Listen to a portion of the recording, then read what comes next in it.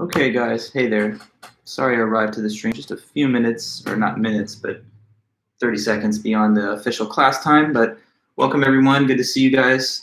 Thanks again for being here. And we have a key meeting because today we are going to start off our review session for the midterm exam that's next Thursday. So if you look at our syllabus, you'll see all the dates in the calendar, and according to the calendar of dates, the schedule coming up in the next few meetings is today we have review session, then we have another review session that's going to be on Tuesday next week, and then we have the midterm exam before we go away to spring break.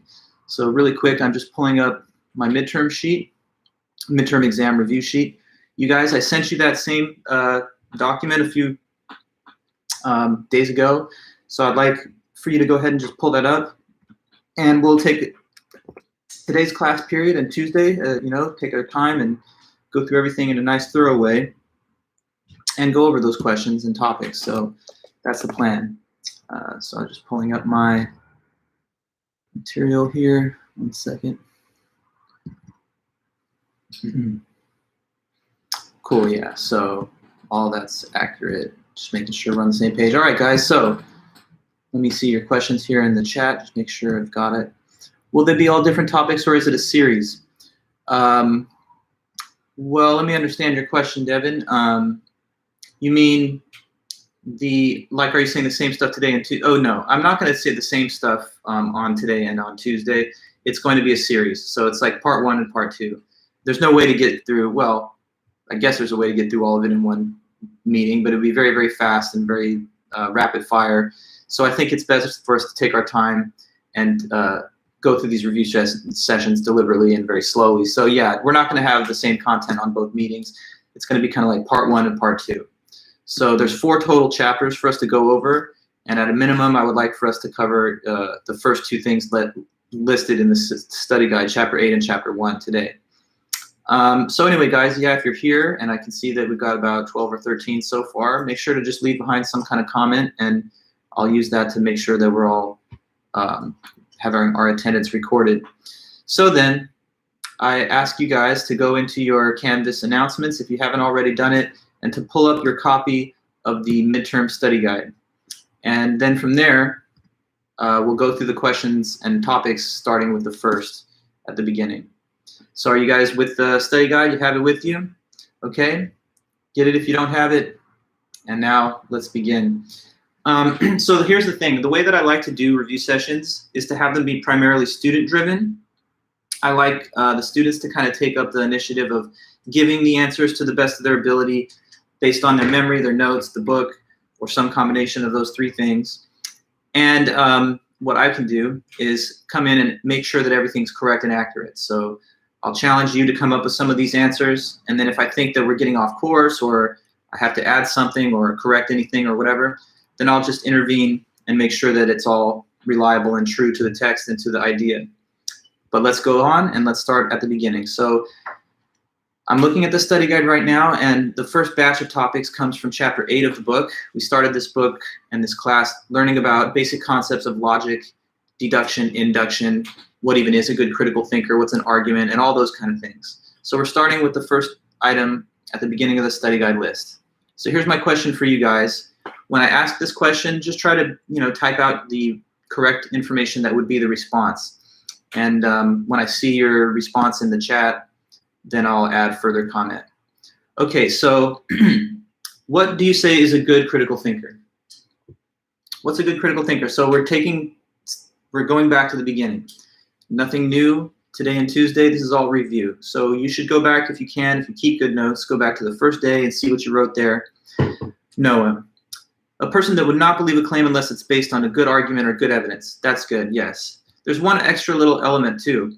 When you're the person who hears evidence, when you hear claims being made by other people, if you're a good critical thinker, you don't just believe it until or unless it's based on good evidence or arguments. But what's the other side of the coin? When you're the one who is making claims to people and you're a good critical thinker, what's that? So there's kind of like incoming and outgoing information. When it's incoming to you, you got to vet it and make sure it's based on good evidence. Otherwise, it's not worthy of being believed. But when you're the one who's presenting information or claims to others, if you're a good critical thinker, what would you do then? That's right, Noah. When you make claims to others, you try to provide good argument or evidence to back your own claims up. Okay, so that's right.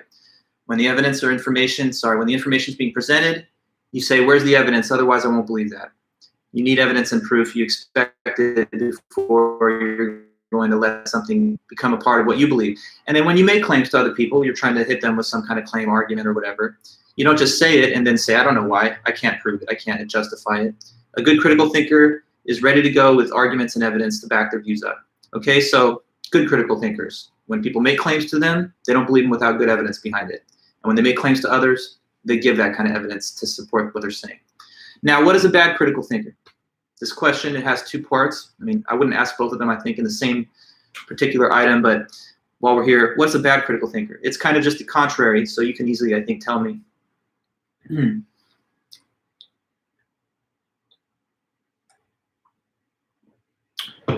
So if a good critical thinker won't believe stuff without good argument behind it, and will give good arguments when they make claims, what's a bad critical thinker? Yeah, there you go. It's just the reverse. It's a person that will believe stuff that's not based on any kind of good evidence or good arguments. So it's like believing stuff for no good reason. And likewise, Noah, if the person's a bad critical thinker and they believe stuff without a solid basis in evidence, then when they make claims to people, just as I said before, they don't have the ability or even maybe sometimes the desire to justify those claims by appeal to evidence or argument. Okay, so we want to be the good critical thinkers of the world. We want to be the kind of people who say, I'll believe stuff, sure, but I need reasonable evidence before I'm going to say that I agree. And we also want to be the kind of people who don't just make bold claims with no ability to justify them or back them up. When you make a claim, you're ready to say what the evidence is. Okay, it's an important skill, as I've mentioned, and I guess as we all should know, since this is the theme of the class, it's an important skill because if you're not a good critical thinker, you stand to lose. You stand to be exploited, manipulated, tricked, deceived, and it's not a good thing for you. That's not to your best interests. Sometimes it may feel good psychologically not having to think about evidence and arguments, but at the end of the day, good enterprising critical thinkers out there, it's a competitive world, and if you're going to be the easy prey of people who seek to advance their interests at your expense. So be a good critical thinker. Okay, now what's an argument? I'm asking in the formal sense defined in logic, not just in the informal everyday sense where it's bad or something. But what is an argument in the virtuous sense that is described by logic and critical thinking? Okay, Noah, yeah, it's a set of two or more sentences where one of the sentences is the conclusion of the argument and all the other sentences are premises. Very well, that's right. That's what an argument is. Now, if we could add a little further detail, can anyone tell me what are the parts of the argument that you mentioned in that definition? So you talked about premises and a conclusion. Hi, Alina, good to see you. Welcome back. Question on the table right now is, what are premises and what is a conclusion within an argument? If you could define those points.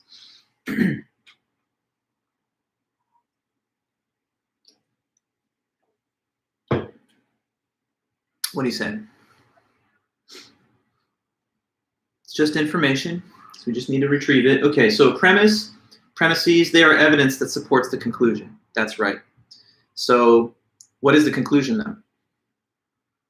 I might have said conclusion first and then define premise afterwards because the definition of premise refers to the conclusion. So not knowing what the conclusion is yet might not help us, but that's good. What is a conclusion? It's the bottom line statement of the argument that you're trying to prove to be true. That's right. No, it's good.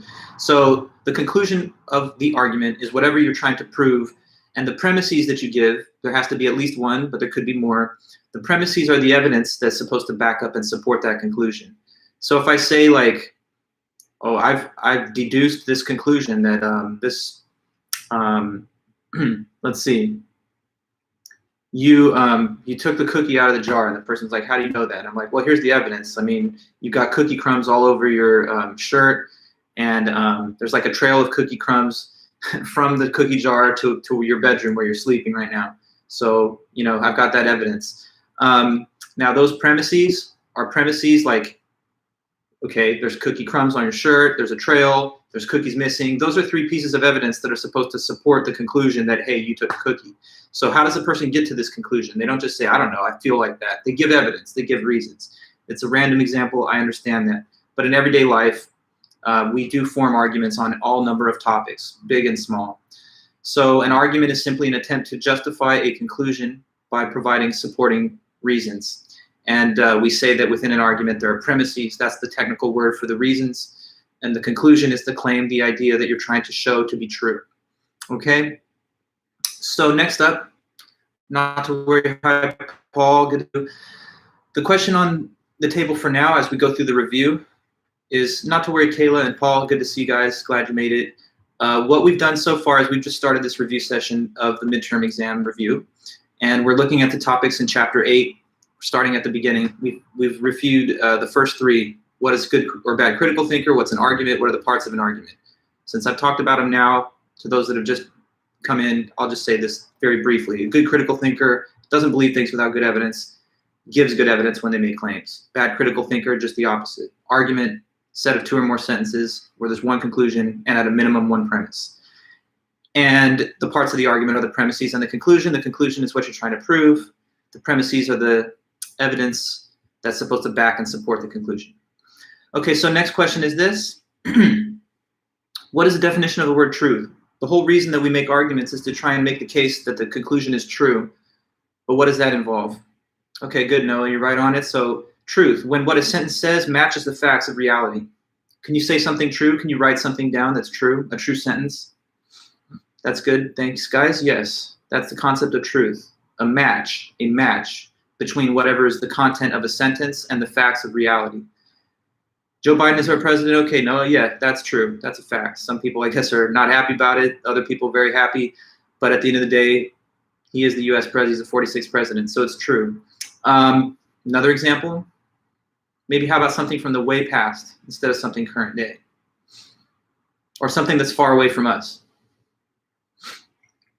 I'm just trying to give you guys thoughts to support the concept of what truth is. So like one thing you mentioned was the current president. Fair enough. How about something that has nothing to do with political situation? Like, okay, the sun is far away. Well, far away from what? I think you would want to say far away from the earth. I guess in relative terms, it's far, but in the astronomical scale of space and time, it's actually quite close. 93 million miles away is a big distance, but the nearest star to the sun, Alpha Centauri, is over 4 light years away. And that's just the closest star to our sun. So anyway, if we want to talk about distances, we could always sort of have like this relativistic conception of what far means, but I take your point. It is pretty far. Anything else? Yeah, so we're the third planet from the sun. And I don't know, the moon orbits the earth. And I don't know, metal is, let's say, aluminum has a higher atomic weight than helium. So there's lots of different stuff that's just true. And if I say those things, it's not just a statement that has nothing connected to reality, but the reality reflects these facts. Okay, so then what's a belief? What's a belief after we talk now about truth? What is a belief? Belief has to do with the word truth. So the first thing we would define as truth, and then belief is kind of defined in terms of it. So who could tell me that? A little point. What is a belief? That's right, Mateo, and also Noah. It's when someone thinks that a statement is true. Okay, so beliefs are kind of up to you, right? That's what you determine to be true. You may believe that there's life in outer space, or you may say, no, I don't think so. I don't think there's anything out there aside from human beings on the planet Earth because God created us in his image or something. He wouldn't have made weird-looking aliens. I don't know. People have different views, right? Some people believe God exists. Some people don't. Some people believe that, the military budget is too big, and other people think that we should spend more on it. So beliefs vary from individual to individual, but your beliefs represent what you think is actually true and real. Okay, so if you believe in Santa Claus like a little kid, then you think there really is such a person that exists. And if you're like us, the adults, then you don't think so. Now, in the best case scenario, you would hope for your beliefs to be true beliefs, because by definition, if you have a bunch of false beliefs in your head, then it's like you're disconnected from reality. You think that things are happening or that they are the case, and that that's not the case, in fact. So we want to have a correct appreciation of facts and truth, even if sometimes they're not pleasant or uncomfortable, whatever. And being a good critical thinker will help you to distinguish between true and false claims, good and bad arguments. Not to be perfect, but to just make some progress and be a little better at that over time. Okay, so as we've talked about arguments, next questions have to do with these indicator words. Noah, in the pure sense of the word, is the existence of God true and sound? I mean, well, how could I possibly answer that question definitively? It's the subject matter of long-standing historical, scholarly, theological debate. I believe that it's possible there's God, but I'm also willing to say that there's reasons that it could be false. Sometimes I have to teach this material in all kinds of philosophy classes, and it's a deep and rich issue. It's interesting. It is based on belief and faith, but if there is a God, then the belief could be true. I mean, if there is like a creator of the universe that judges people morally and stuff, then in that case, the belief that people have about the existence of the being is a true belief. But if that's all just a story and it's not true, then that's a false belief. So anyway, I mean, just as with any other proposition, you know, if it's a well-formed proposition, there's at least a theoretical possibility of it being true. But the question is, what's the evidence? Anyway, though, let's continue. I don't want us to take too much time aside, but that's very interesting anyway, subject matter. What are some conclusion indicator words, guys, if you could help me with that? So there are certain words that when we see or hear them, we know that the conclusion comes next of somebody's argument. So these are words like what, for example?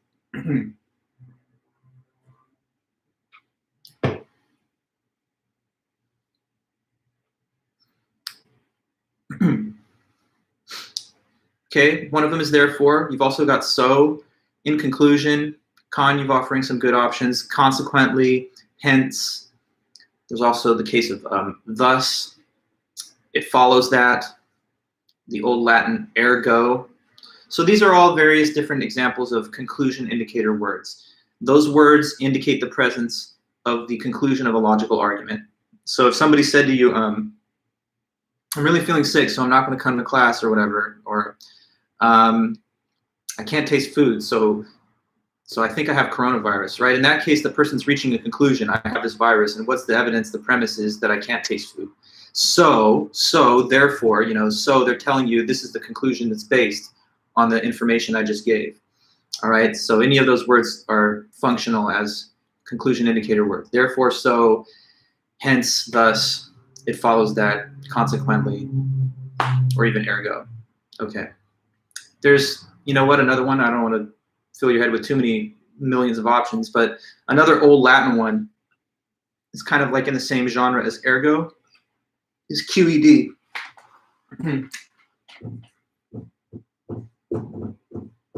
And that is like an abbreviation from Latin. Something, I think the Latin phrase is quod est demonstratum, so it is demonstrated. So in like some philosophy and logic discussions and books, I've seen QED. But anyways, okay. So then let's keep going. I'm asking you next about some premise indicator words, right? Quantum entanglement device. Okay, well, don't want to leave ambiguity. So if that's the association you draw, then maybe just go with therefore or something. But yeah, the question on the table for now is, what are some premise indicator words? If any of us can provide a few examples of those. So these are words which refer to the idea that this is something that's evidence for another claim. So, all right, good, Noah. Because, given that, since, right, due to the fact that, on account of, inasmuch as, insofar as, maybe a little bit. Yeah, but the most well-known and I think common are because and since. Given that, perhaps another sort of a third place. And we do that all the time. You know, because I can't taste food, therefore I'm thinking I have this coronavirus. Or because, you know, since there's these cookie crumbs all over the place leading to your room, it follows that you must have had a cookie, or you must have eaten one or taken it out of the jar. So these are different premise indicator words. And knowing these words and being able to recognize the function that they have logically will enable you to identify when you're being presented with an argument and what the parts of the argument are.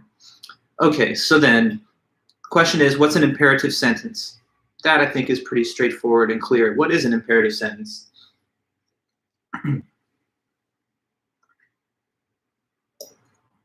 like the definition of it, and then we can maybe give some examples. But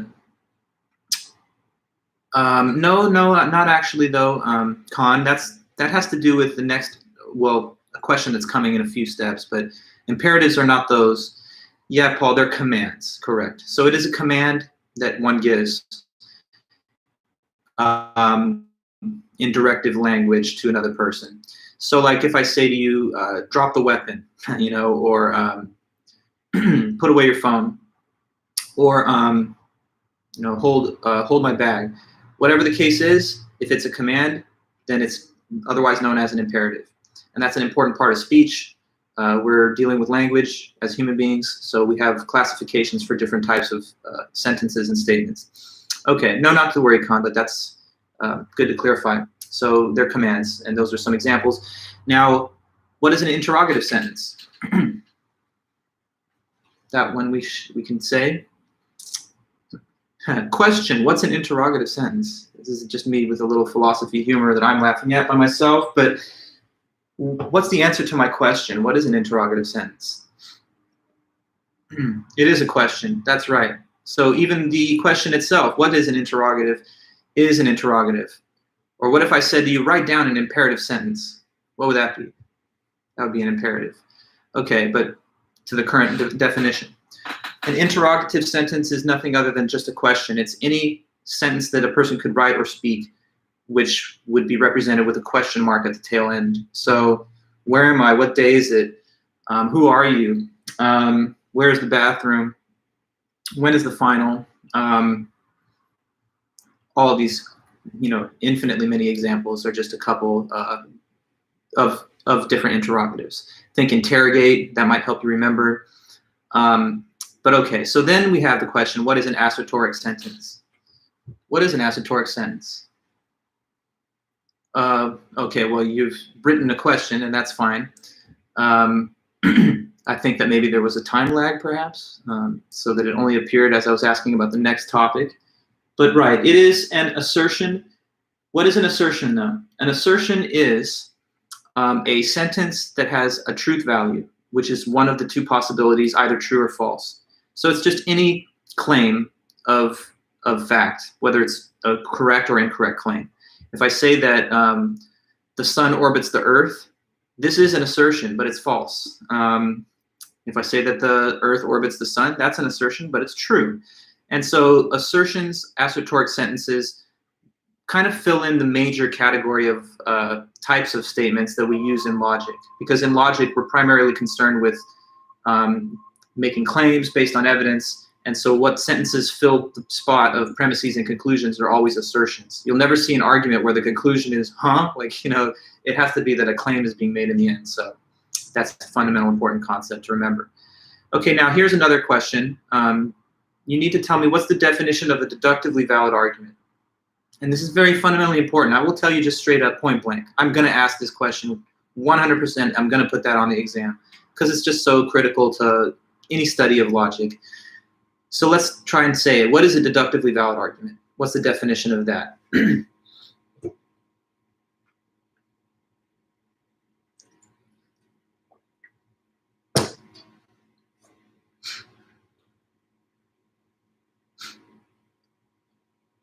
Maybe it'll take a moment for you to clear your thoughts or consult your notes or memories, but I know it's in there somewhere.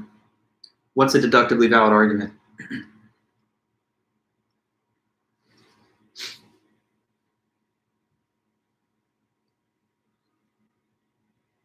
See, here we go, diffusion of responsibility. In a group setting, no individual feels personally responsible to answer a question. Okay, Noah, if all the premises are true, then the conclusion, I would add one word, must be, something like necessarily, because that's important to the concept of deductive validity. And Devin, an argument in which if the premises are all true, then the conclusion must also be true. Correct. The latter portion that you say, but it does not require all premises to be true, that is correct, but it's not necessary to mention that because the definition of soundness kind of implies this, because soundness says, well, we'll talk about it next, but soundness is when you have a valid argument that does have all true premises. And so knowing that there can be valid arguments that are unsound gives us our answer, that sometimes you can have a valid argument where some of the premises are false, but on the assumption or hypothesis that they were true, then the conclusion would have to be true as well. Okay, so deductively valid arguments.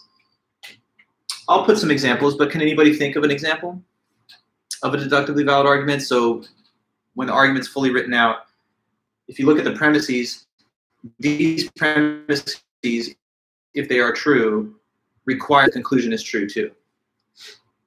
So let's see, who can think of such a case? An easy valid argument generator is to plug in a statement in the first premise that says all of something, like all A's are B's for some A and B. And then you just proceed through the remaining parts of the argument to reach the valid conclusion. So like if I say all human beings were born from a woman or something, and then so Michael Jackson's a human being, and therefore he was born from a woman. I guess you could say this is a valid argument. But let me hear from you. I'm just throwing something out randomly and just off the top of my head, but that's not that hard. So, you know, all, none is another term that sometimes helps to establish a valid argument. Like, no man has ever set foot on Mars, and I'm a man, so I've never been there. Man looks like a CIA clone. Oh yeah, well, Michael Jackson. Yeah, he's gone. Rest in peace, I guess. Latter stages of his career. He did have a lot of changes, I suppose. But you know, I watched that document anyway. As a whole, I don't want to get into it too much. But yeah, fair enough. Yeah. But let's give an example, guys. You can't just sit back waiting for someone else to talk. I'm talking to you specifically. So we're waiting for you to give us an example. And I won't do anything until I get one. Okay, there we go, Jonah. Not too bad, right? See, it's easy. Dogs are all mammals. Chihuahuas are dogs, and therefore they're mammals. That's a fair example.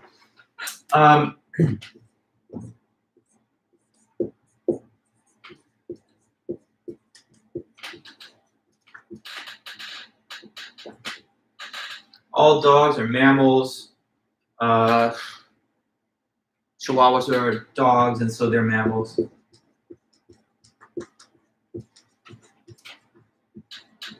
Therefore, man.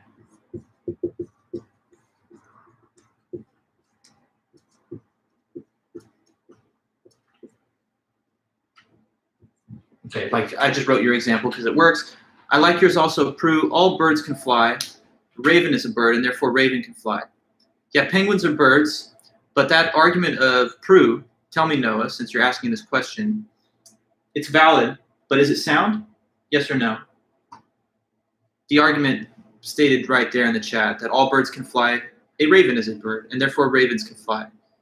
The argument's valid, yes, but it's not sound. Why not? Because penguins are birds that can't fly. So the first statement is not correct, but on the assumption that it's correct, just taking its logical content, it does have the implication of the conclusion. So when you're assessing validity, you don't have to be thinking in terms of reality, really. Soundness is when you think about whether these statements that are found in the premises are really facts or not. But validity just asks you to consider whether or not the conclusion is a logical consequence of whatever the premises say. So like, just take it as a given. If we give it that all birds can fly and that a raven is a bird, then yes, one implication is that ravens can fly. And yeah, Prue, it would be a very good example of a valid argument. So it's totally valid. Yeah, it's just not sound. That doesn't mean it's a bad argument. It just means that there's at least one premise that is not in fact true. So simple answer, Prue, yes, you could use this example as a valid argument, and it is valid. I'm just using it as an opportunity to repeat our lessons about soundness. And that kind of segues into the next question. What is a sound argument again? I think I've mentioned it now in passing, but put it in the chat so that it's there on record. Wait, sorry, Noah, what are you talking?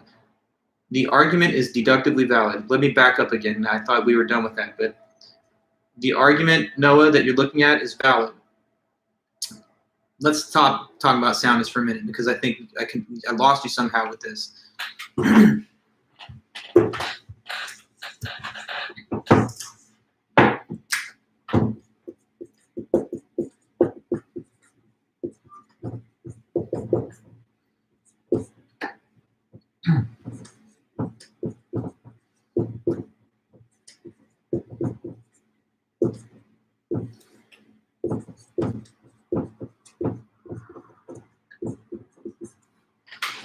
Do you understand that this argument's valid? Noah, not all birds can fly. I understand. But that's why it's not sound. Do we know the difference between soundness and validity? Validity does not mean that the premises are true. No. Because I could tell you right now, all human beings can fly. Dr. Vulich is a human being, so Dr. Vulich can fly. That is valid. That's valid. Say it to yourself. That argument, repeat it, and then say to yourself, that is a valid argument. Because it is. Why is it valid? Because the conclusion follows from those premises, like I was trying to explain. With validity, it is not relevant or important what the truth status of the premises are. The only question is, if they were true, pretend, then would the conclusion have to be true because of those statements? And if the answer is yes, then it's valid, regardless of whether that hypothetical truth is actually the case or not. So all men have blue skin. Noah is a man, and therefore Noah has blue skin. So is that valid? Yes. It's valid because despite the fact that not all men have blue skin and whatever, it still follows through. Okay, good. So soundness relates to the premises being true in a valid argument, but validity just relates to the conclusion having to be true if the premises were, okay? And so there's this if-then that's built into the definition of validity. If the premises are true, then the conclusion would have to be. But that's stated in the hypothetical and doesn't say that they are true in fact.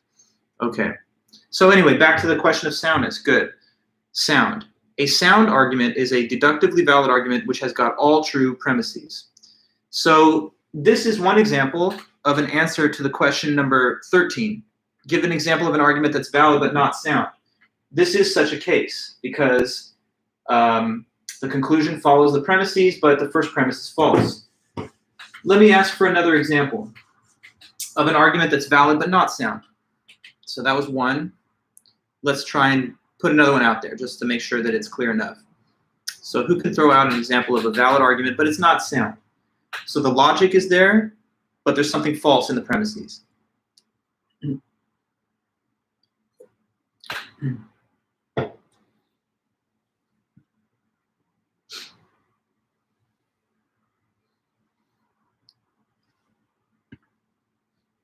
It's going to be, in a format similar to that example. It just has to contain some false statement in the premises. So that's the way of doing it. Have a false statement included in the premise set, but have it be that the logical deduction can be performed, which gives you that conclusion.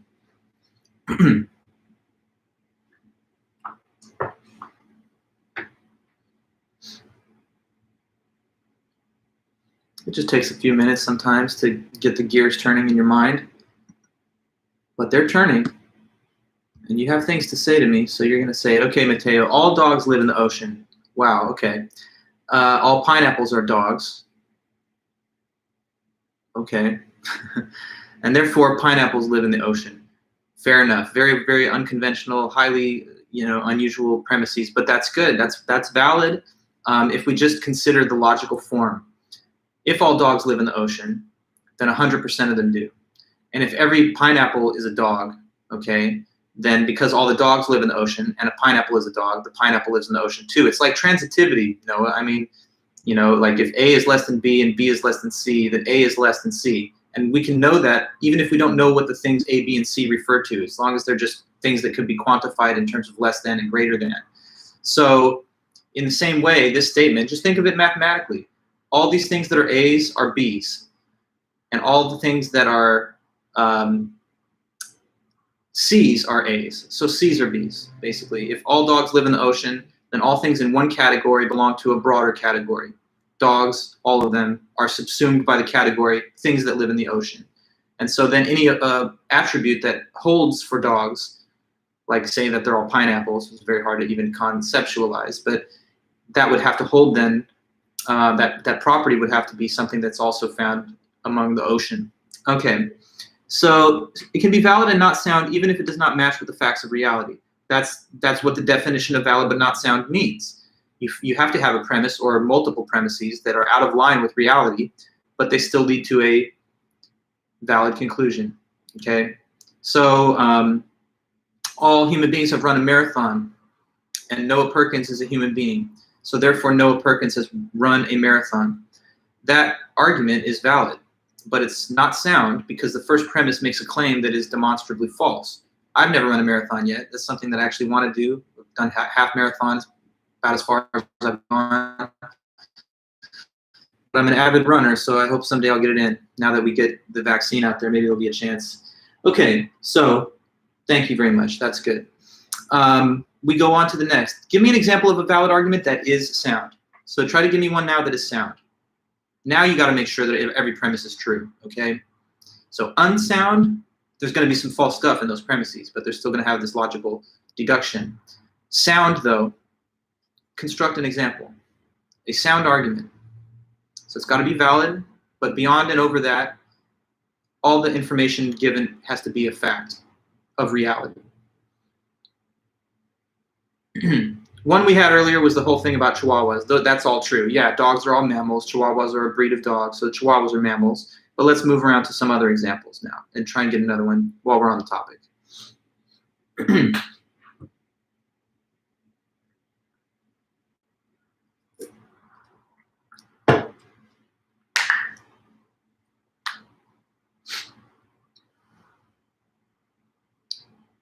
I'm in no rush, but you know, at the same time, a little awkward when you're just sitting there looking at the screen. Give me something. Sound argument. Because I mean, you have to give it anyway. You're gonna have to write it on the day of the test, so let's go.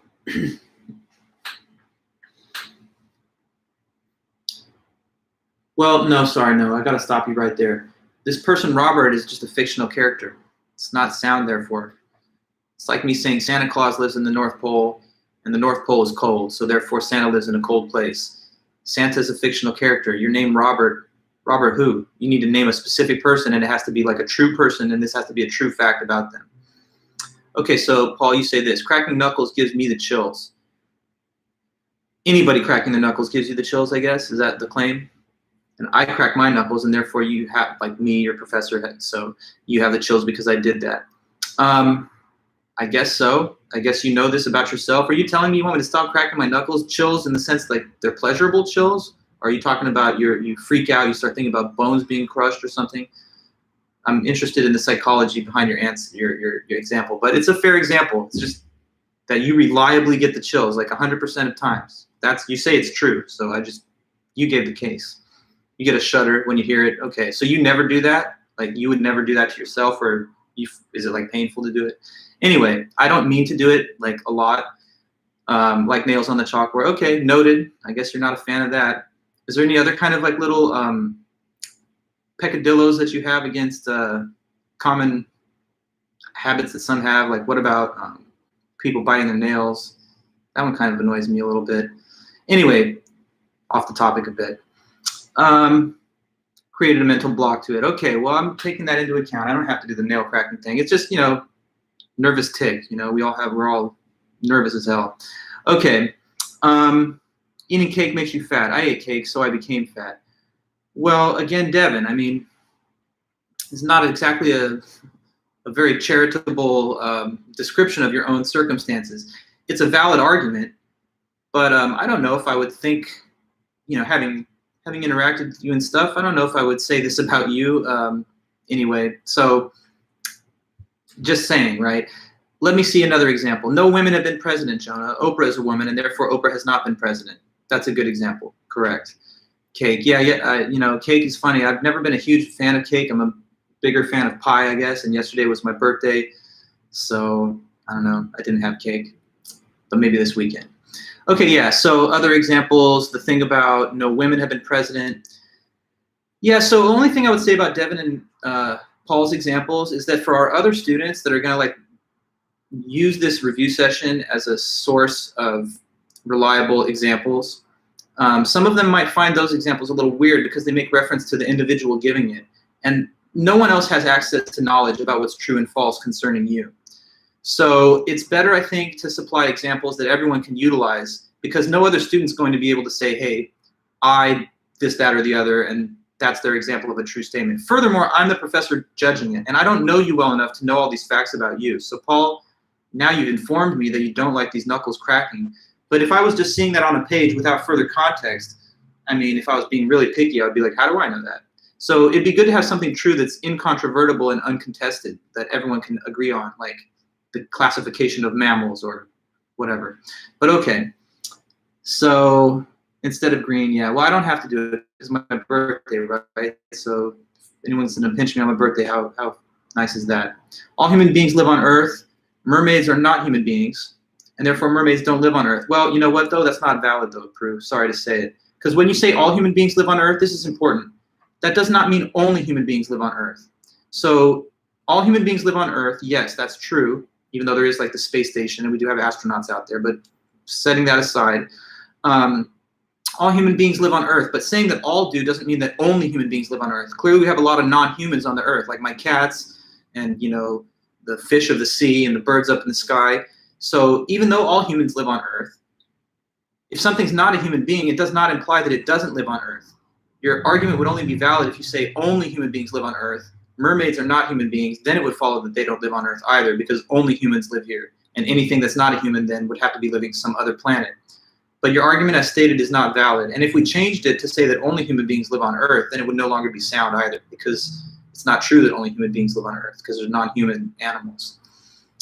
Difference between all and only, keep that in mind. Some of you have made errors on that in previous quizzes, like saying all men are mortal, and this thing's not a man, so it's not mortal.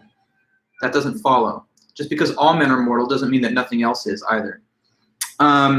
Okay, Devin, Apple makes the iPhone, and if you have an iPhone, your phone was made by Apple. Fair enough, yeah. But you shouldn't use the word if in the second premise, because then it's stated in the form of a conditional, and you don't have a then clause. So what it should say, Devin, is Apple makes the iPhone, and then like, I don't know, I have an iPhone or something about an iPhone, and then you could say that product is made by Apple. Okay, so cool. Isn't what circular, Paul? Apple makes the iPhone, so I have a product that is an iPhone, and therefore it was made by Apple. That's not saying I have an Apple phone, therefore I have an Apple phone. It's saying I have an iPhone, and therefore it's made by Apple. Apple makes the iPhone. It's who produces it. It's not saying what it is. They make it. So the iPhone is not the Apple. It's a product made by Apple. So Apple is the producer of this product. If you have such a product, or if some product like that exists, like on a table, then you could conclude that the item on the table is made by Apple.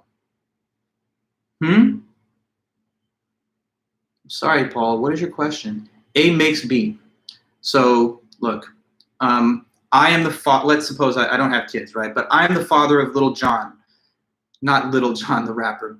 Let me change the name. I'm the father of John, and John has a girlfriend. So the girlfriend of John's father is me. You understand? In some case, we're talking about what created something, and then if something has a relation to this thing that has been created, then that thing has a relation to the creator of the object. It's a different claim. Okay, makes and made by are redundant though. Your phone was made by it. The point is that the item that you have was produced in that way. You know what I'm saying? So it's like what the source of the production is. Yeah, Lil Jon, the heir to my philosophical throne, that's funny. Okay, Apple's makes computers, audio, and all sorts of other things. Also correct, Devin. So it's not like there's only one product in their product line. So if you know that this is a manufacturer that produces one such thing among others, then anybody who has that item has something that's made by that company. It's not circular. It's just not circular. Just look at what you're saying and look at the argument. But anyway, let's continue. And by the way, let's not burden everyone with the knowledge of what a circular argument is until we get to that chapter in the book. That's chapter 5. That comes after the midterm. So for many people, it lacks context, this entire discussion of what is a circular argument. But while we're on the point, let me tell everybody, a circular argument is an argument where the conclusion is a reworded version of one of the premises. And if that's the case, the premise is identical to the conclusion, so the argument goes around in a circle, and that's fallacious. Okay, but it's okay, not to worry, Paul. We will cover that in much more depth after the spring break. Okay, so let's continue from there. I would like to know now, what is an inductively strong argument? Who could tell me about that? So moving on from deduction from just a moment, what is an inductively strong argument?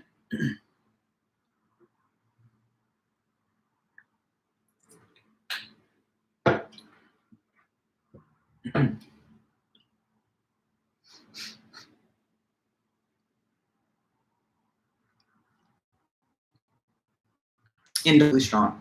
Just asking.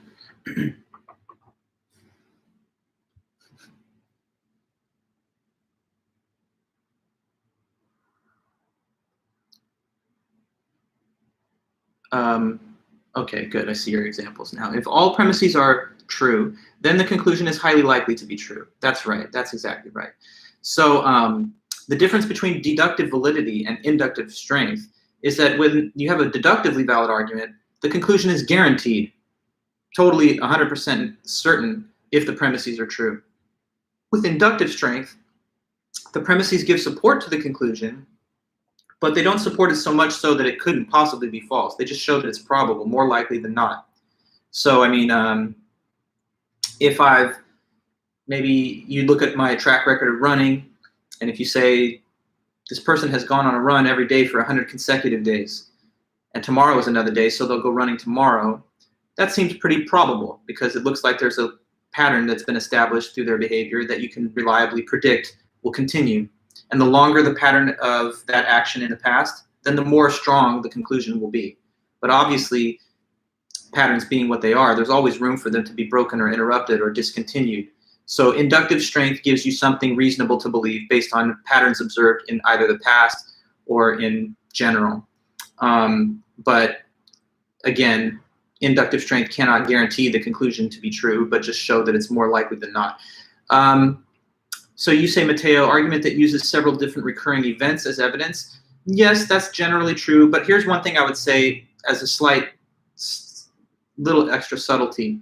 In some cases, the base of inductive evidence can be generated in a short-term period of time. Like, say that I'm drawing marbles out of a opaque jar, so meaning I can't see through it, I can't see the contents. And all I know is what I see when I pull stuff out. So I pull them out, and I'm pulling out all these white marbles. And I've done that, let's say, like 100 of them. Then I might guess that the next one that I pull out afterwards, the 101st, will also be white. Now, is that really referring to like a long-standing track record in the past? It's something I guess I could do even in like a couple of minutes. But the format of inductive arguments that are strong is that some phenomenon has occurred n number of times, and therefore it will be seen in the next observable case. So in the n+1th case, we'll see it again. So you induce from n, whatever number that is, hopefully a big one, to n+1, which is the next case that you're able to observe or witness. So that could be the sun has always come up, so it'll come up tomorrow, and you could specify the range of time or whatever. Oftentimes, yes, it does have to do with a track record or a pattern that extends into the past. Okay. Now, inductively weak argument, that would be an argument that tries to make the case for some conclusion based on evidence, but the evidence doesn't even show that it's probable. Like if I say I met someone yesterday named Melvin, and therefore tomorrow I'll meet somebody named Melvin. I mean, it's not necessarily a reliable or repeatable thing with any frequency. You know, kind of an unconventional name perhaps, and not necessarily the sort of thing that you'd expect to happen every day, like the sun coming up or whatever. So some arguments that are inductive in style are weak. That definition, sure, okay.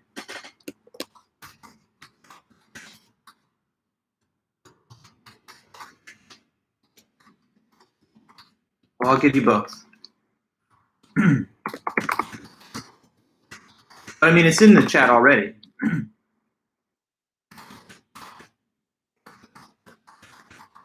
You're talking about inductively strong, but I'm putting it in.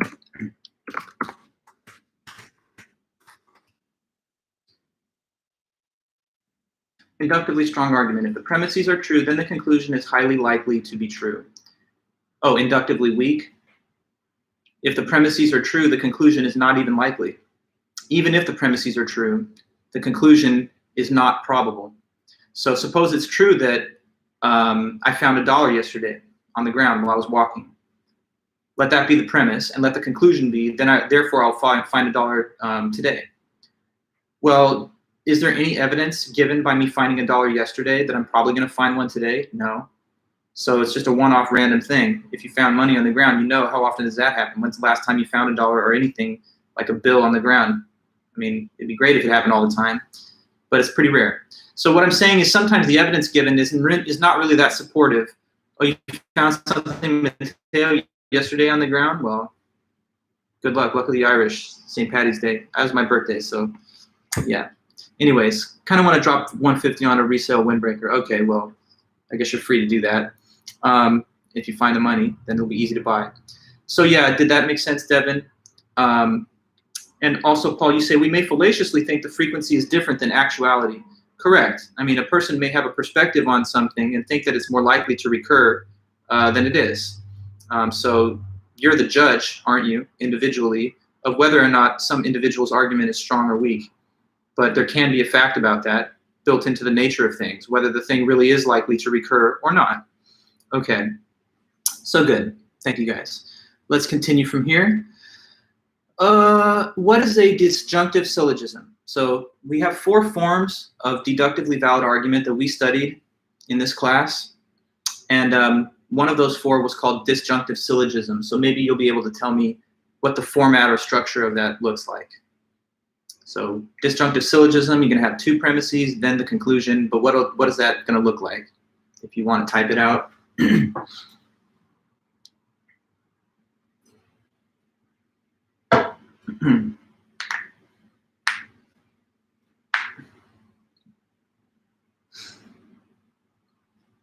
Okay.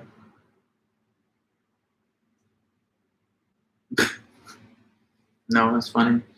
It is kind of a process of elimination, that's right. And it does involve an either-or sentence, but this is not yet the full description of it. Let's try and write it from top to bottom. Okay, so Jonah, you say this. Either Donald or Biden will win the election. Donald didn't win, so Biden won. That'd be one example, sure. So the overall form of disjunctive syllogism, separate question really quick. What's the other name for disjunctive syllogism, just so that's totally clear? We call it either disjunctive syllogism or the other type of name that it sometimes has is what? Do you remember? A disjunction is an either-or sentence, just that one word. But a disjunctive syllogism is a type of valid argument form that's built out of, in part, the disjunction sentence. But I wanted to ask this one thing, because sometimes this argument is referred to by a separate title. And that's just something I wanted to make sure we're all aware of. Again, disjunctive syllogism / AKA, it's also called what?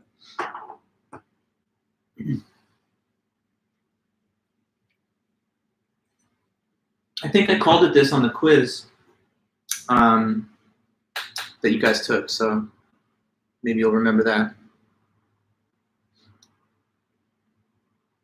Well, maybe you're lost, Paul, but someone's going to find the way back. What is the other name of the disjunctive syllogism? Maybe go to your quiz then and just look at it.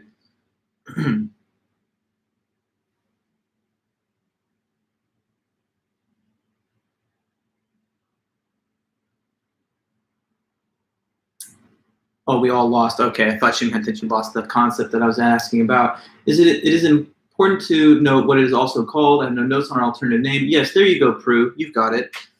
The argument from elimination. Okay, argument from elimination. So here is how disjunctive syllogism looks in structure, and it's sometimes also called argument from elimination, right? I just want that to be clear, because if I ask you what's argument from elimination, I don't want you to be like, what? I don't know the name of that. I only know disjunctive syllogism. Well, it goes by both names. So here's how it looks. The first premise is what's called a disjunction, and that's an either-or statement. So the form is like either A or B. For some terms, A or B. The second premise of the disjunctive syllogism, argument from elimination, is to eliminate one of the disjuncts. So in this case, not A. And from those 2 premises, the conclusion that follows logically is B. Either A or B, not A. So therefore, in that case, B. Now, in the example of Jonah, you say, in your case, it's the right form. Either Trump or Biden will win the election. Trump did not win, and therefore Biden won. So that's one example. And we could give as many possible variations on this as we want. Let's see, My friend is going to arrive either in Terminal 1 or Terminal 2, but they just shut down Terminal 1, so he must be coming in Terminal 2. Or I know that the killer was either Smith or Jones, but we've eliminated Jones because he has an alibi, so it must be Smith. Or we're doing a paternity test to determine who's the father of a child, and the only two people it could have been are Alex and Bill. But the DNA test has eliminated Alex, so therefore it's Bill. So in all these different cases, there's a disjunction of two possibilities. One of them is subsequently denied or negated, and then the alternative member of the disjunction remains as the conclusion. So I'm going up and seeing what other things you've said. Devin, can it not A, so B? Yeah, that's right. That's very good, Devin. You can also have not B, so therefore A. So there's two ways there for that it could play out. Yeah, Alex, you are not the father. Oh, yeah, the old Maury Povich show, isn't that it? I'm surprised you know the reference. I guess that's made it through to the Gen Z. That show's been out for a while. Okay, yeah, it wasn't me. Funny. So anyway, yeah, understand, that's all good. Not A leads to B, not B would lead to A. But importantly, you cannot affirm one of the disjuncts here in the second premise and then conclude with the denial of the other one. As I was telling you earlier in the semester when we learned this stuff, with logic, we use what's called the inclusive or, meaning that if A or B is the case, it's possible that both are the case, both disjuncts. So like, if I know that you're either going to take a walk or lift weights, and then you tell me, actually, I did both. That does not falsify your claim that you would do either one. What does falsify your claim is if you did neither one. So from an existing disjunction and the elimination of one, the other one must be true. But from an existing disjunction and the assertion of one, we cannot affirm the denial of the other. Okay. Unless specified that only one is true, yes, but that would be a different case. So if I say to you, I will either go running or lift weights and not both, that would be like a disjunction followed by a conjunction of a negation. So it's a little more of a complex statement, but yes, we could parse that out in logic too. All right, so I think that's good. Next, let's talk about modus ponens.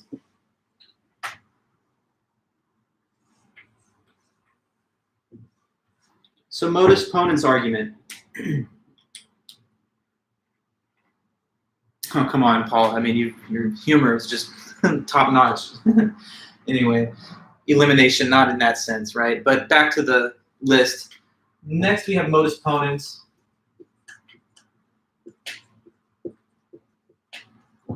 Modus ponens argument. So the next three that we're going to talk about are three members of a common group, and they call them hypothetical syllogisms. So modus ponens, modus tollens, chain argument, all three of those are in the hypothetical syllogism family. Let's start with modus ponens. What's the format of modus ponens? Who could tell me that one?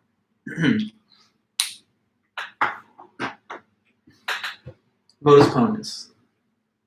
Well, yes, but all you write is the word conditional. There has to be more than that. So Noah, you're putting it all down. If A, then B, A, and therefore conclusion B. Yes.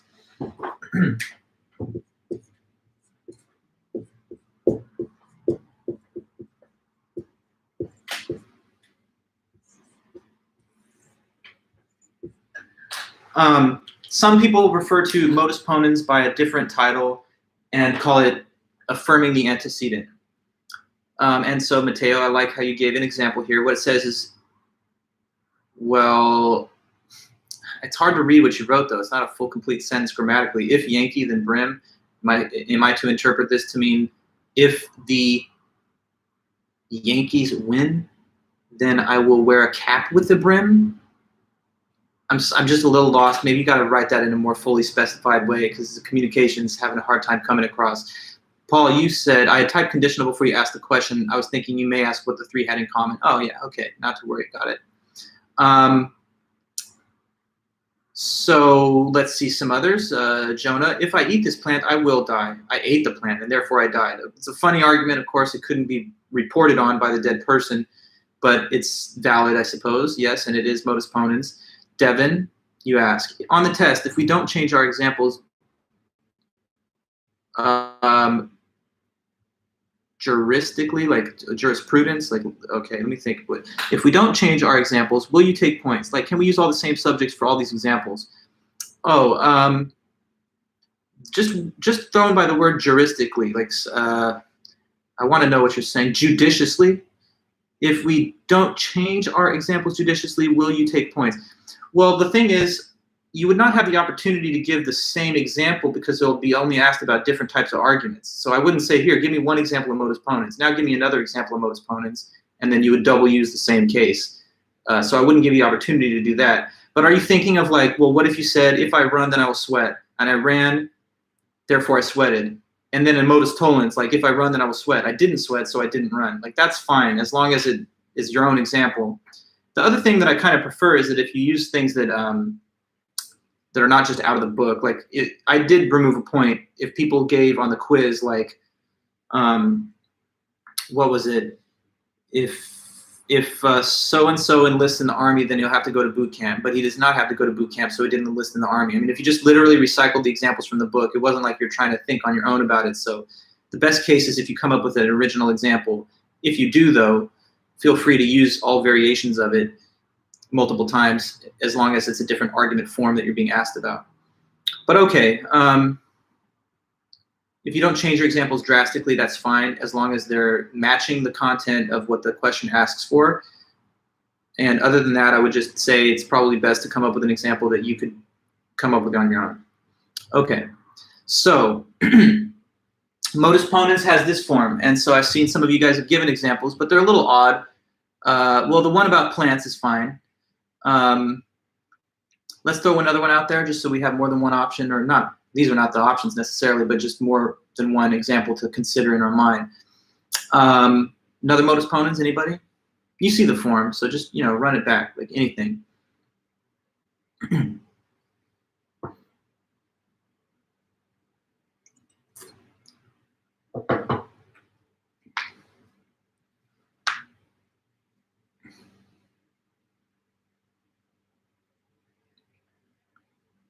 Just takes a second.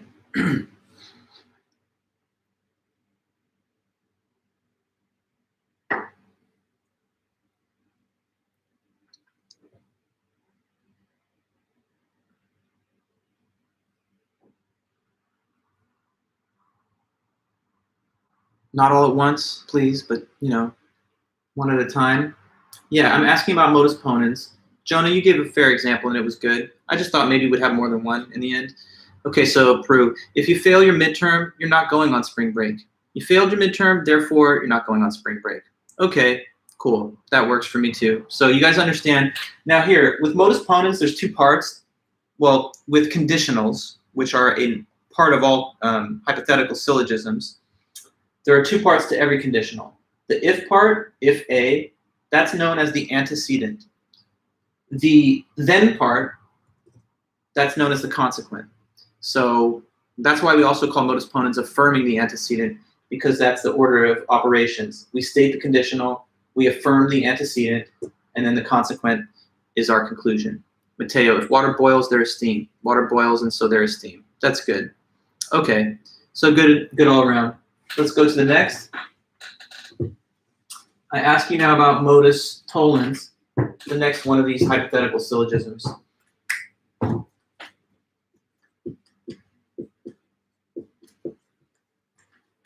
So someone will tell me, what's that form?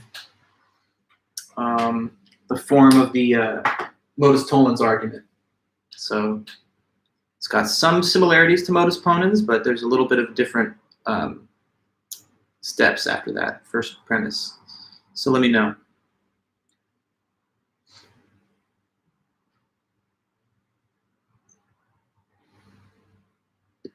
Yeah, and so Devin, just to return to your earlier question, yeah, it's okay to change the example just slightly to fit the requirements. No problem with that. It doesn't matter to me if they're like wildly different examples or not, as long as they fit the format and as long as they're original.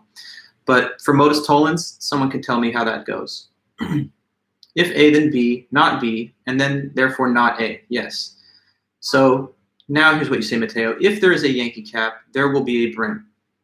Okay? There is no brim, and so therefore that could not have been a Yankee cap. And now I get what you're saying, but I was totally lost before the way it was worded originally. So that's good. Now we got it clear. I guess if it's a Yankees cap, then there's a brim. So there's no such thing as a Yankee cap with no brim, perhaps. No brim on this, so that couldn't have been a Yankees cap. Makes sense. Anyone else? Maybe toss another one out there, and we'll just sort of see a few different looks. So just run with that form and create an example.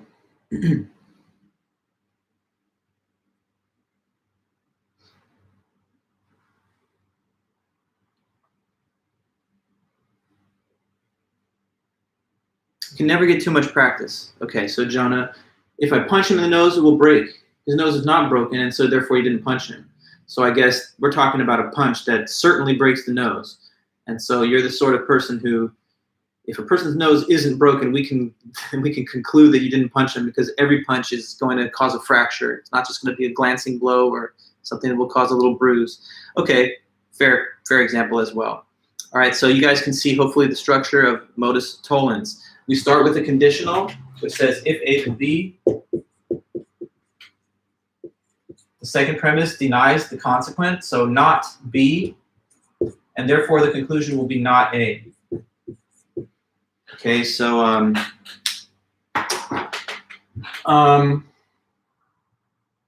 if I'm, let's see, if I'm married, then I'm in a relationship, but I'm not in a relationship, so I'm not married, for example. If I'm in California, then I'm on the West Coast, but I'm not on the West Coast, so I'm not in California. You know, different examples. On our examples on the test, do you expect for our examples to be sound as well? Not unless otherwise directed. So if I just say give an example, it could be sound or unsound, as long as it's an example of that format. But I could ask a person, make sure it's sound. And if I do, then it'll be explicitly noted. But unless otherwise noted, you don't have to make sure that it is sound, no. It's not like arguments are bad when they're valid but not sound. It just means that there's something that's not correct in one of the premises to the true facts. But it's still an interesting piece of reasoning, isn't it? Sometimes just looking at how people reach conclusions from false assumptions is still interesting. You know, like if a person says, all right, so let's just assume that, you know, there's like a government conspiracy to stop us from seeing that the moon landing was fake. And so if that's true, and if the fact is that the moon is where they hide, you know, all of these secret documents, then I guess they had a reason to do it. Like they may have some kind of like logical reasoning that's getting into a conclusion, but it's based on a whole bunch of false assumptions, so it's not sound. But it's still kind of an interesting piece of reasoning if, you know, you just look at it that way. Okay, so cool, good. I have to now ask you guys about modus, sorry, not modus anything, chain argument. So just keep in mind modus tollens is different than modus ponens. We negate the consequent on the second premise. The most common mistake that I still see people making on this is that people are sometimes making the error of negating the wrong statement in the second premise and the conclusion. So a common error is that people will say not A, therefore not B, which does not follow and is not valid. So keep this clear and make sure that you adhere to the form that we see in this case. I have no knowledge at all, Paul, of what you're referring to, and I couldn't possibly conceive of that. Hopefully you're joking, but anyway. Okay. Next up, we've got, oh, well, fair enough. It's just an odd thing. I've never heard of it, so I can't comment. Anyway, chain argument. You see, here's the thing. I need better evidence before I'm going to believe what you're saying. You need to show me like facts and detailed like publications or something. Otherwise, I'm like, maybe his memory's off or it's just being funny. But anyway, the chain argument. What do you think is a chain argument? What's the form of that?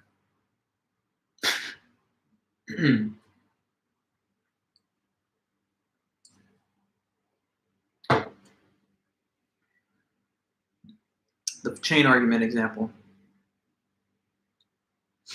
Or just the form.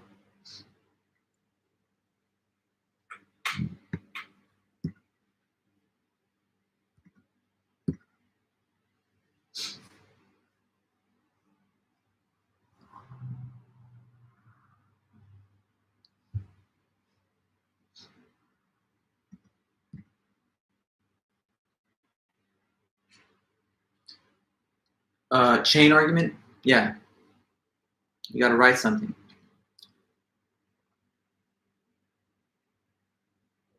I don't know what you think a review session is, but it's like I already taught you this stuff, so you have to now show that you understand it, and I'll help you get it out.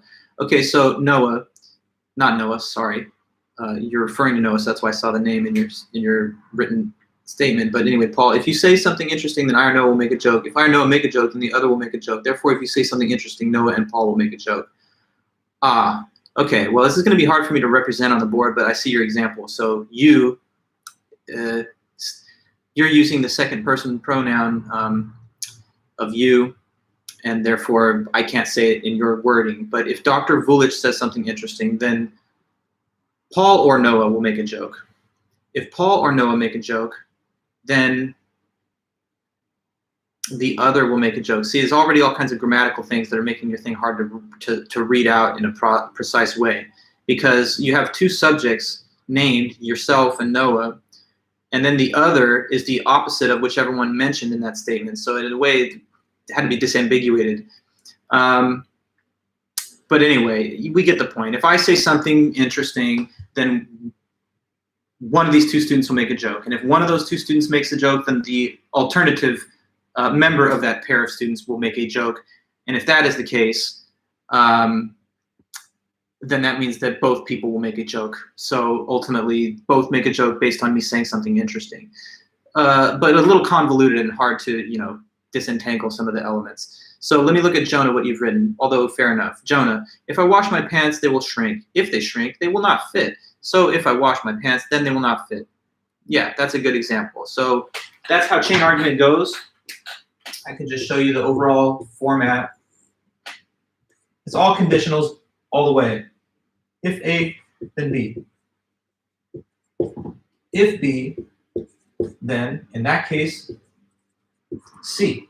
So in the end, conclusion, if A, then C. Connecting this antecedent with this consequent. With chain arguments, we can have more than two premises, actually. There could be additional premises.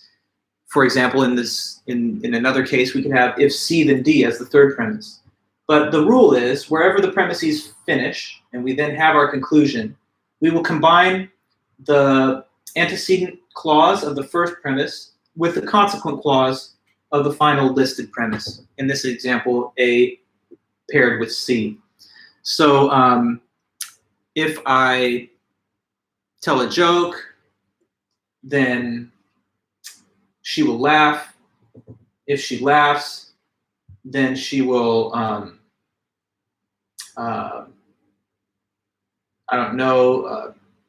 have trouble swallowing her food. So if I tell a joke, then she'll have trouble swallowing her food, or whatever. If I park on the street, then let's see, if I park in this space, then I'll get a ticket. And if I get a ticket, then I won't be able to buy these new shoes that I want. So if I park in this space, then I won't be able to buy these shoes that I want, or whatever. Many examples could be given, and that's all within the range of chain argument. What the common error of chain argument is, what I see students making some mistakes on in some cases, is to misstate the way of the conclusion. So in many cases, or not in many, but in a few cases, a student won't state this hypothetically. So they'll be like, if I call her, then she'll know more about me. If she knows more about me, then maybe we'll go on a date. So I called her and now we're dating. That would not be the right way to present the conclusion, because it has to be stated hypothetically. If this, then that. With a chain argument, no one's even saying that any of these things will happen. It's all hypothetical. Like, if I run, then I'll sweat. And if I sweat, then I'll take a shower. That doesn't mean, hey, I'm on a run and I'm sweating. It means that if I run, then if so, these are things that will happen because of that. But a lot of times we reason hypothetically without doing it. So you say, Devin, Joe Biden needs to campaign in states in order to win their votes. Joe Biden needs votes in order to win the election, and therefore he needs to win the election in order to be president. Well, it's not correct, no. Because the way you're writing it doesn't involve the words if and then.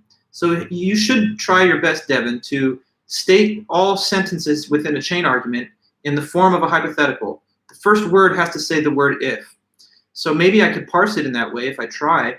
When you say Joe Biden needs to campaign in states in order to win their votes, maybe you mean But that's a necessity claim. It says that he will only win if he campaigns in these states. So being the only available method by which he could win is not the same thing as saying that if he campaigns, then he'll win, because there's two candidates, so it's possible you could run a good campaign, but the other candidate runs an even better one. So I would say it's better for you to try and maybe reformulate this using the phrases if and then. And if you can, then maybe we might have a fair example.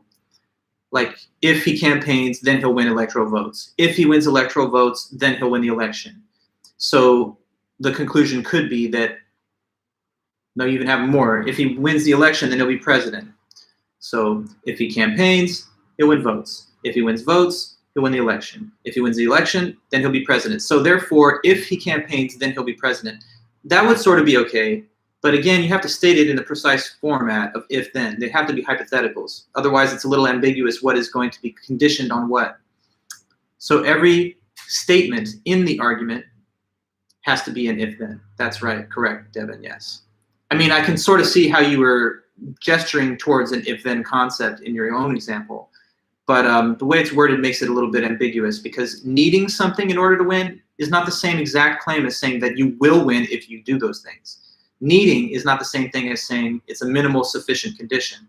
Necessary conditions and sufficient conditions are different in logic. So like if I tell you that it's necessary to wear red to get into the party, and you come up wearing red and you're like, let me in, I might say to you, well, wearing red's necessary, but it's not enough by itself. You also have to have, like, know the special handshake or whatever. So anyways, bit of a point to clarify, but good. So then that's chain argument. We've talked about that. One more thing. What is standard form? I guess I'll leave this up here for a minute because it could be an example. But what is the standard form that you're supposed to present arguments in logic? Like, how should it look visually on the page? What's the visual format and structure of a logical argument?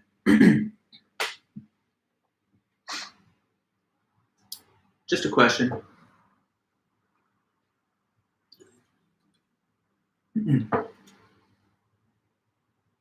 Standard form. That's the last question from the topics in Chapter 8 while we're reviewing that.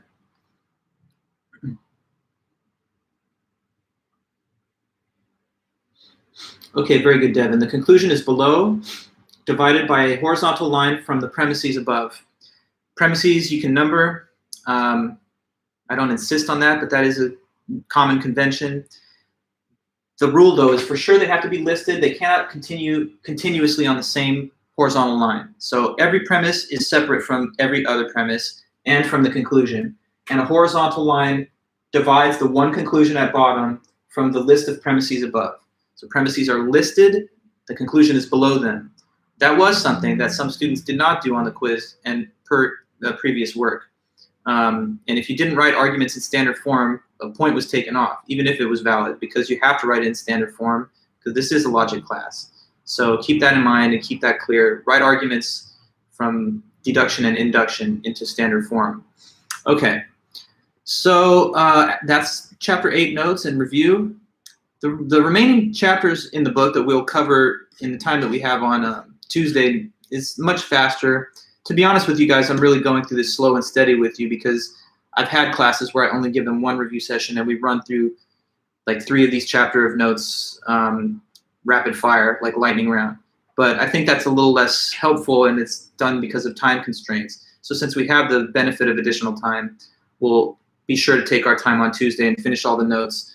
But I'm just sort of letting you know there's no concern about how many chapters remain, because I've been especially slow with Chapter 8 because I think it's the most dense material.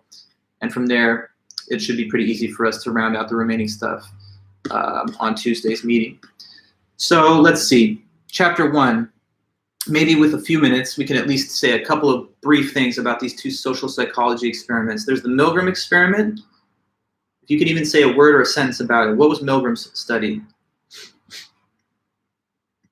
And then if you want, you can also add, what was the Zimbardo study? 2 famous social psychology experiments placed right at the beginning of Chapter 1 of our book, and they highlight those as examples of the value and the importance of being a good critical thinker. People are evil, okay, yes, sure enough. Some, I guess, can be, but maybe most, I don't know. The point, though, is what's the actual experiment? If you could even tell me very base detail, random thing that you remember about Mr. Milgram's study. Which one was Milgram? You might say the wrong thing. You might not remember. You might say it's the other one. So I just want to make sure you know which one's which. Both of them have something to do with people having a tendency to do things that are wrong if they thought they had authority and support for it. So people being evil, like you say, Paul, is a little bit underspecific because that could refer to either one. So I just want a little more detail. Evaluating people's responses to immoral orders given by authority figures, yes. And to be even more fully detailed, Devin, Milgram Experiment, the extent people will follow authority even when the instruction is contrary to the subject's moral beliefs. Well, it's contrary to what's just right and wrong. I mean, anyway, but yeah, that one was the fake electric shocks. I was just trying to see if we could get that little element in there.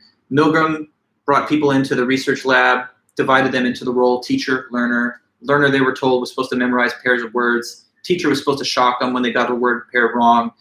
The shocks weren't real, but they thought they were. The teacher did. And the learner was part of the ruse.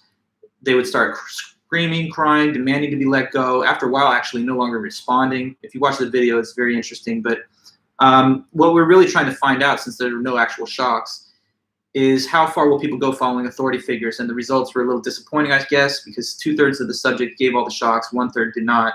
So I guess it shows that we have a kind of overarching tendency to do what we're told if we think we're being commanded by some presumed authority figure, even if it's clear that what they're saying to do is wrong.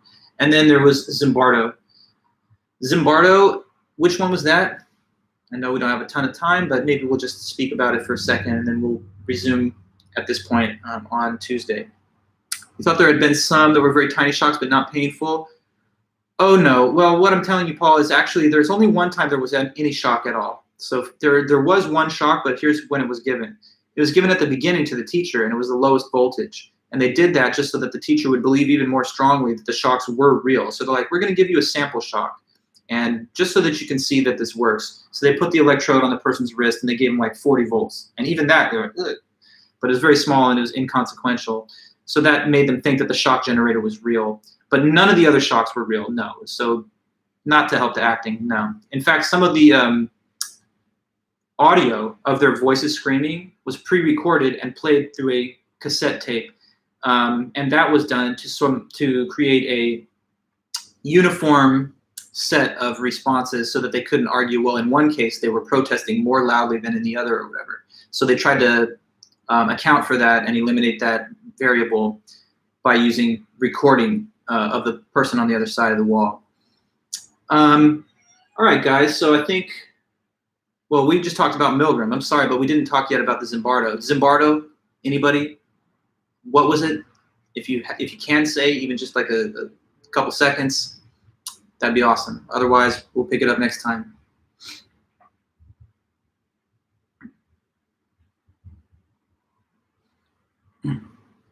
Stanford Prison Experiment, exactly. That's the one where they ran a simulated prison at Stanford. Prisoners and guards, college subjects were the recruited volunteers to the study. It was supposed to go 2 weeks. They wanted to see if some of the abuses that happened in prison conditions have to do with the inherent dispositions of the guards, or if it's something about the social situation they're put in.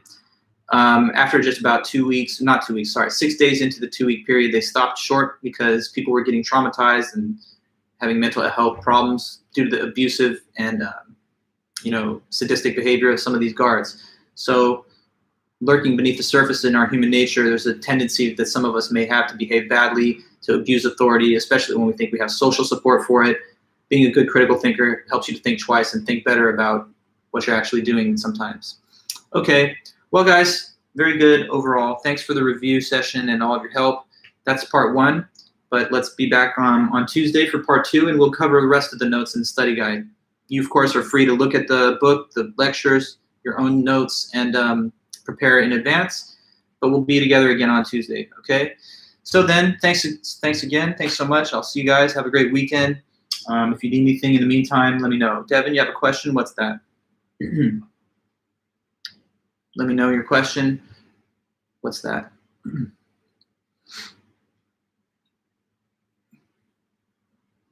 Thank you.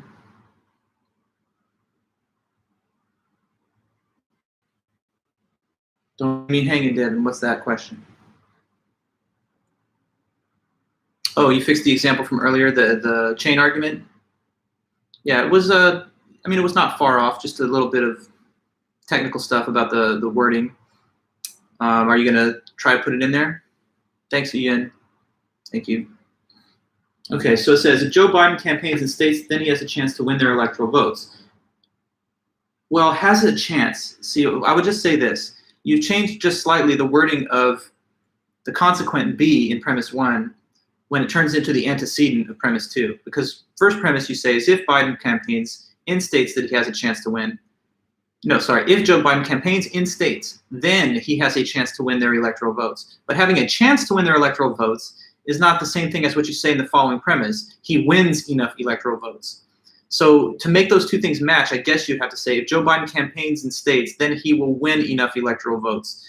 And if Joe Biden wins, or you maybe give a number, then he will win more than 270 electoral votes. If Joe Biden wins more than 270 electoral votes, then he will win the election. If Joe Biden wins the election, then he'll be president. So if Joe Biden campaigns in states, then conclusion, he would win the election, right? Yeah, if he wins enough votes, he'll be president.